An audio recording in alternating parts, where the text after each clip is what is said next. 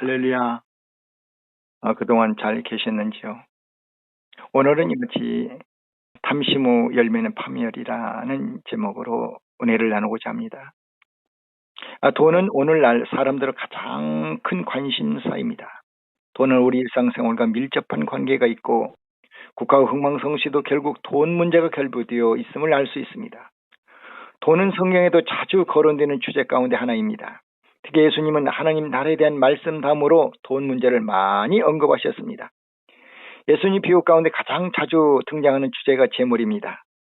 이것만 봐도 예수님께서 재물 문제가 얼마나 중요하게 생각하시는지 알 수 있습니다.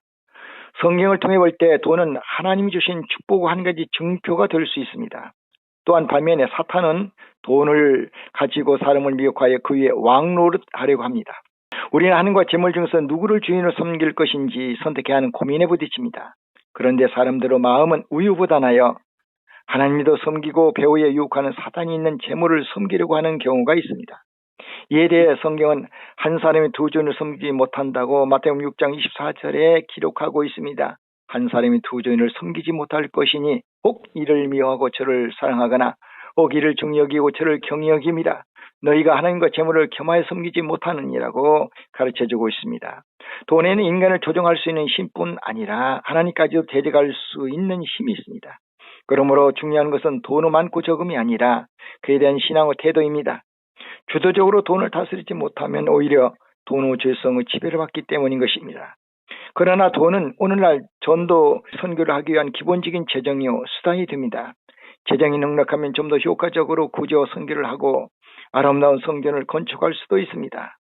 하나님 재물의 예수 그리스도의 복음을 전하여 이웃을 사랑하고 돕는 데 사용되기를 원하십니다. 성경에는 부유함은 하나님 주신 복의 한 가지 증표가 될 수 있지만 물질의 부정적인 영향력을 조심하라고 말씀하고 있습니다. 잠언서 11장 28절에 기록되기를 자기 재물을 의지하는 자는 패망하려니와 의인은 푸른 잎사귀같이 번성하리라고 가르쳐주고 있습니다. 그러므로 그리스도인들은 하나님 맡겨주신 부를 관리하는 청지김을 명심하는 것이 필요합니다. 우리 삶을 낭패간 것들 중 오늘은 욕심 즉 탐심에 대해서 살펴보겠습니다. 성경 이사야서 57장 17절에 기록된 말씀을 보면 그의 탐심으로 지각으로 말미암아 내가 노하여 그를 쳤으며 또 내 얼굴을 가리고 노하였으나 그가 아직도 패역하여 자기 마음의 길로 걸어가던도다 라고 기록하고 있습니다. 또 야고보서 1장 14절 15절에도 말씀하시기를 오직 각 사람이 시험을 받는 것은 자기 욕심에 끌려 미혹됨이니 욕심이 잉태한 즉 쥐를 낳고 죽어장성한 즉 사모를 낳느니라 라고 가르쳐주고 있습니다.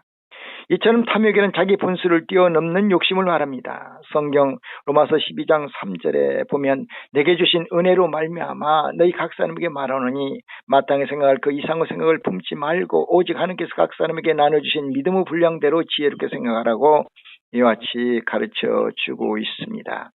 첫째로 누구에게는 인생의 분량이 있다는 것을 깨달아야 됩니다. 인간이 이 분량에 따라 지혜롭게 살아야 합니다. 독일의 히틀러를 한번 보십시오. 자기 나라면 잘 다스리면 좋은데 유럽을 손에 넣겠다고 전쟁을 일으켰다가 비극적인 존재로 전락하고 말았습니다.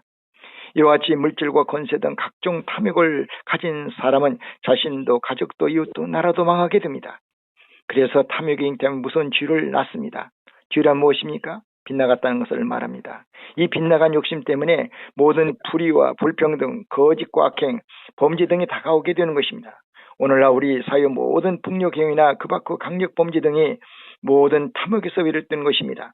오늘날 우리 교육이 어떻게 하면 올바른 삶을 살까를 이같이 가르치기보다는 출세일변도로 갇혔기 때문에 이런 현상들이 이같이 동반되고 있음을 우리가 깨달아야 됩니다.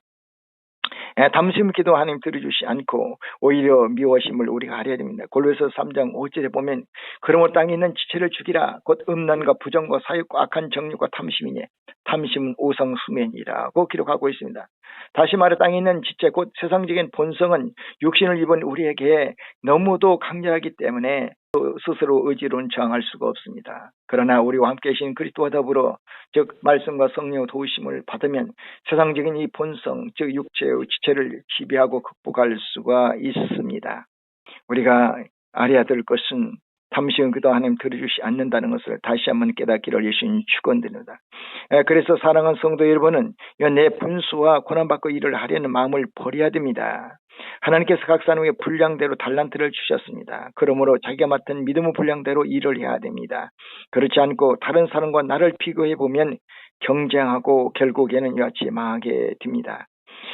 우리가 하나님 앞에서 올바른 삶을 살면 우리 마음속에 탐심을 제하여버리고 하나님께서 내게 주신 믿음의 분량을 분명히 알고 기도하는 마음의 자세를 가져야 합니다. 디모데전서 6장 10절을 다시 한번 우리가 봉독하겠습니다.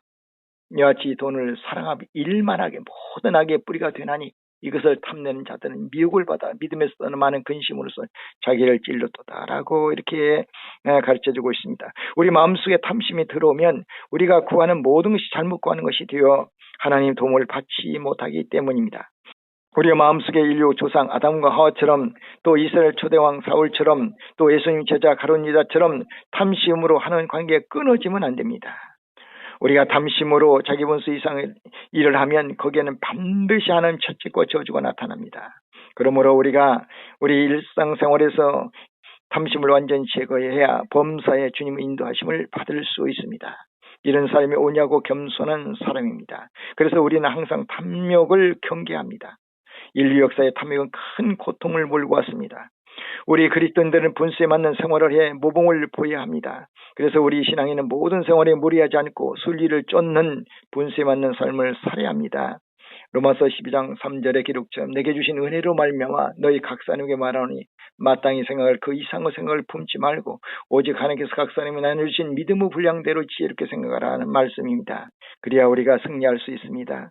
우리 하나님께 능력을 주시는 한도 내에서 우리가 무리하지 않고 최선을 다할 때 하나님의 영광을 나타내며 승리하는 삶을 살 수가 있습니다. 빌립보 4장 13절의 말씀처럼 내게 능력 주신 자 안에서 내가 모든 것을 할 수 있느니라. 그렇습니다.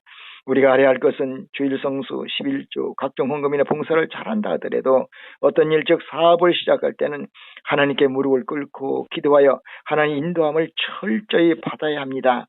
기도하지 않고 자기 믿음과 경험으로 사업을 시작한다면 그 실패한 책임은 하나님께 돌려서는 안 되는 것입니다.